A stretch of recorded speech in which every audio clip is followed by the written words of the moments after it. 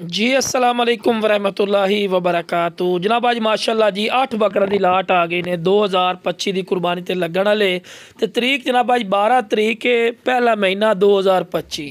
माशाअल्लाह जी नवी वीडियो आई है माशाअल्लाह जी बेहतरीन गुलगुले मोटे भटोरे ही ने तो बड़े दोस्तों की यह भी फरमाइश आई कि फौजी बिरा बकरे लिया दो जेडे एक्टिव सेहतमंद होवन और माशाअल्लाह डबल हड्डी दे ते लो बिरा टोर फिर तो नाले नाल विखा रहे हैं कि तुहानूं अच्छी तरह इन्फॉर्मेशन ही होवे कि कोई लंगड़े या लूले नहीं सेहतमंद और एक्टिव हैं। बाकी माशाअल्लाह हुसन खूबसूरती और तुहाडे अखां दे सामने ठीक है ना। मेरा बिरा डबल हड्डी अच्छी ने कोई भी लिस्सा पठोरा नहीं इन्हां दे विच। ते बाकी बिरा रैट की गल कीती जावे ना मेरा बिरा पहले तुसीं मंडियां दे रैट चैक कर लो ठीक है ना। मंडी दे विच अगर लगे जा सुनो जी जो बकरे घटो घट ही तुहानूं 70-75 हज़ार रुपये तो थल्ले गल भी नहीं सुनते क्योंकि खूबसूरती और कलर क्वालिटी वाले बकरों का ना बड़े रैट होंदे ने।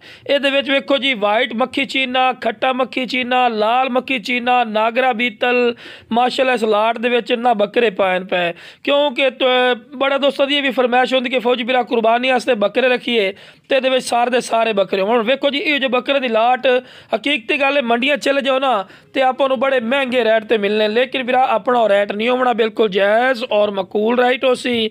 बाकी बिरा जेड़ा बिरा भी फार्मर बिरा लवना चाहता है इंशाअल्लाह अल्लाह दे फजल करम नाल तुहाडी सोच के मुताबिक रैट ते भी मिल जासन।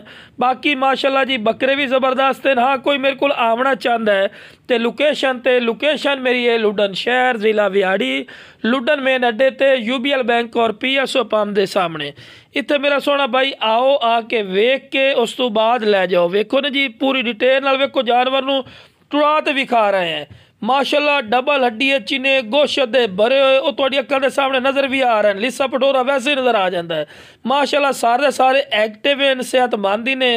बाकी बिरा फार्मर बिरावां वास्ते फखरिया पेशकश हो सी कि जेड़ा बिरा पहले कॉल कर सी इंशाअल्लाह उन्हें मुनासिब रेट ते जानवर मिल जासन।